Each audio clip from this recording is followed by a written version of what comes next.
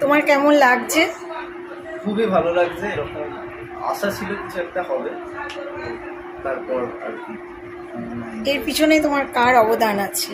অবশ্যই বাবা মা, তারপর যে সমস্ত টিচাররা ছিলেন তারা প্রচুর সাহায্য করেছেন। বাবা মা তো ছোট থেকেই, বাবা থাকতো না তাই মাই সব জায়গায় নিয়ে যেত। আর বিভিন্ন অনলাইন ক্লাসেও পড়তাম, ফিজিক্সওয়ালা এই ধরনের অ্যাপগুলো, তাদের অবদান ছিল অবশ্যই। তুমি কি হতে চাও?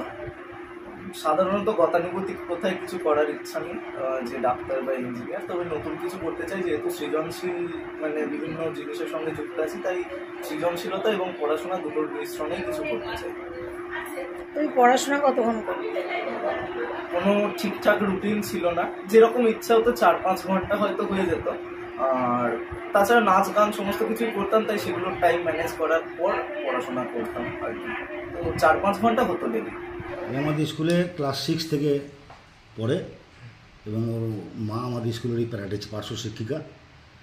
এবং প্রথম থেকেই ছেলেটি পড়াশোনাতে তো ভালোই, তার সঙ্গে সঙ্গে ও নাচ গান আবৃত্তি নাটক কুইজ সমস্ত দিকছে। মানে একটা ছেলের যে মধ্যে কত প্রতিভা আছে ওকে না দিলে বোঝা যাবে।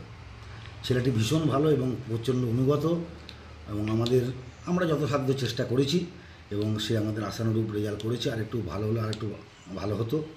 আমরা আশা করেছিলাম 690 পাবে, যাক 687 পেয়েছে।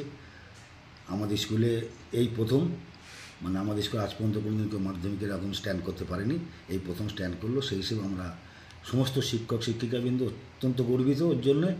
ওর আগামী দিন আরও ভালো হোক, এটাই। আপনার নাম? আমার নাম সুশান্ত কুমার সরকার। এটা কোন স্কুল? এটা কাঁকুড়িয়া দেশবন্ধু উচ্চ বিদ্যালয়।